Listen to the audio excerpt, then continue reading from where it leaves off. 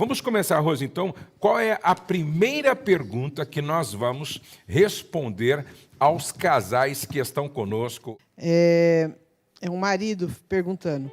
Depois que as crianças nasceram, ela não me dá mais atenção. Ô, Rose, você podia falar um pouquinho sobre isso daí, porque você é mãe, na verdade, de 3 filhos. Você podia falar um pouquinho, por que tem algumas mulheres que depois que o filho nasce, elas esquecem do marido? E aí o marido fica chupando o dedo. É verdade, porque, na verdade, tem mulheres que, quando a criança nasce, ela acha assim, que a criança é tão dependente dela, que ela se dá totalmente só para essa criança. E esquece do casamento, esquece do marido. E não é fácil, mas eu acho que assim, você tem que fazer um esforço em se dividir, sabendo que você tem que continuar o seu casamento. Se você se entrega tanto para esse filho e esquece o casamento, o que vai resolver no final você ser uma mãe sem marido? Então, um filho sem pai, né? Eu acho assim que você tem que ter inteligência. O filho realmente necessita muito da mãe ao nascer, enquanto ele é dependente, mas chega um momento que você tem que conseguir arrumar tempo, tem que se desvincular um pouco, porque o teu casamento precisa ser nutrido, né? Você pode acontecer, eu costumo dizer às vezes para algumas mulheres que a gente convida, às vezes para fazer alguma coisa, para sair, não, eu não saio, eu não vou, eu não posso porque eu tenho uma criança. Eu falo, mas alguém pode ficar. Você não tem um pai, uma mãe, alguém de confiança que possa ficar com o teu filho, né? Não, eu não deixo de jeito nenhum. Eu falo, olha, só que se você não deixar essa criança um pouco e nutrir o seu casamento, você corre o risco de perder o casamento, né? Então, eu penso assim, né, que a mulher tem que fazer um esforço. Não é fácil, a gente acha que você é a única pessoa que pode cuidar do seu filho, e não é assim. Você tem que ter ajuda. Mãe, por favor, superproteção faz mal para a criança e faz mal para você também. Então, preste atenção no que eu vou falar. Você sabia que a maioria dos casais experimentam uma grande crise com a chegada do primeiro filho? Verdade. Com a inauguração da maternidade? Com a inauguração da paternidade? Porque muitas vezes a mãe acha que ninguém tem competência para cuidar do bebê, a não ser ela. Às vezes o bebê tem 5 anos. Às vezes o bebê tem 10 anos. E aí não sai, não viaja, não faz nada. Ah, não deixo com ninguém, não deixo com ninguém. Será que a sua mãe não é de confiança? Será que a sua sogra não é de confiança? Será que você não tem uma irmã de confiança? Superproteção faz mal para você, porque te escraviza, te limita e faz mal para a criança também. Inclusive, para falar bem a verdade, as crianças amam ficar com a avó, tá? As crianças eu fico vendo quando os nossos netos vão lá em casa, eles se divertem, não é? Eles se divertem. As crianças amam ficar com a avó, amam ficar com a tia. É claro, sempre com prudência, gente de confiança, mas sem superproteção. Vamos para a próxima pergunta.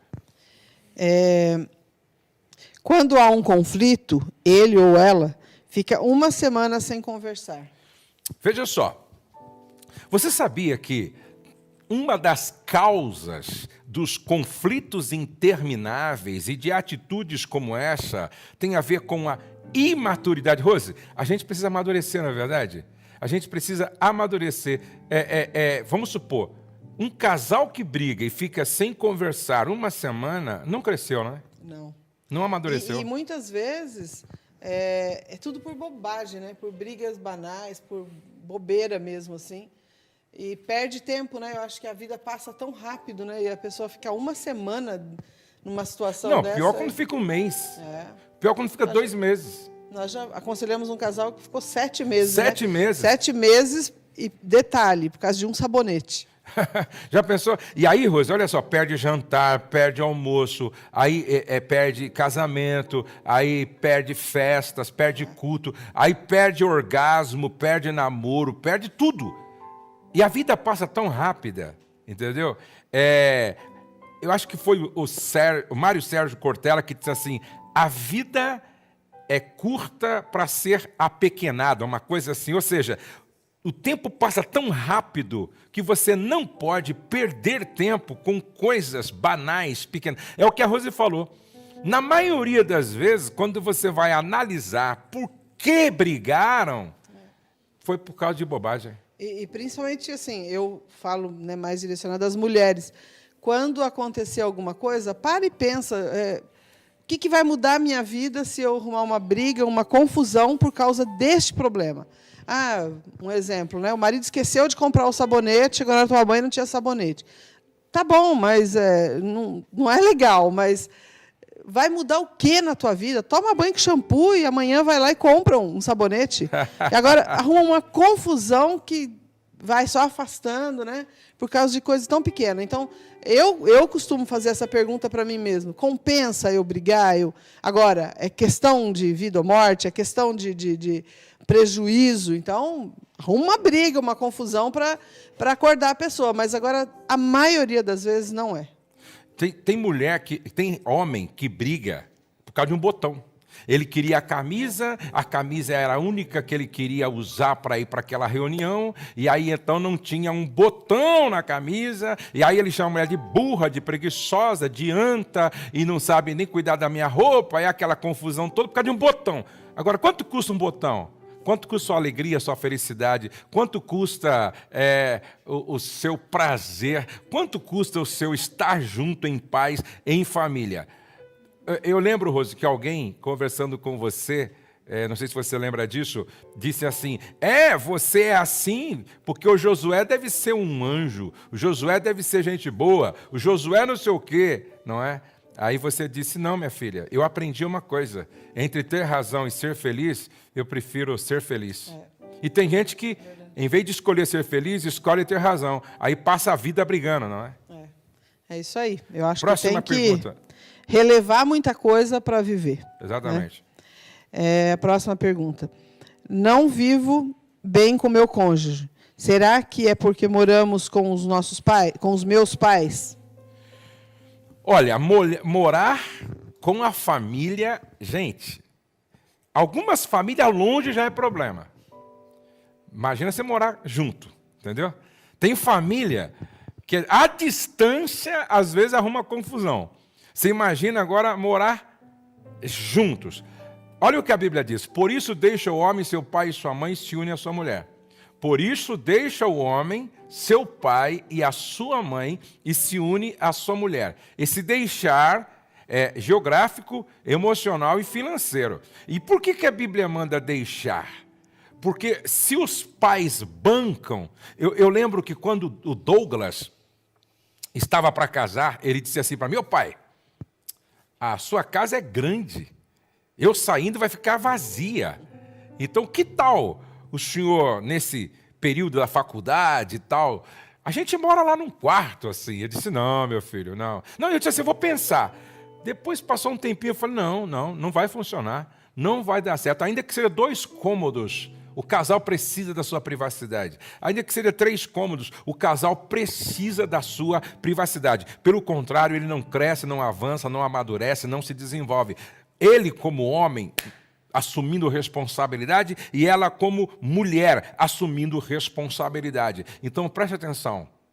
Talvez esse problema colocado aqui é exatamente por falta de liberdade, de privacidade, dessa dependência financeira, os pais patrocinando e se sentindo dono do casamento. Isso não funciona. Então, pode ser que esta seja a causa porque vocês estão vivendo nesse constante conflito. Né? É verdade. Outra pergunta. Meu marido pastoreia o coração de todas as ovelhas, menos o da ovelha mais próxima, que sou eu. O que eu penso? Eu sou pastor, meu pai era pastor, porque ele está com o Senhor hoje, ele partiu para a eternidade. Meu pai era pastor, eu sou pastor e meu filho é pastor. Então nós somos de uma família pastoral.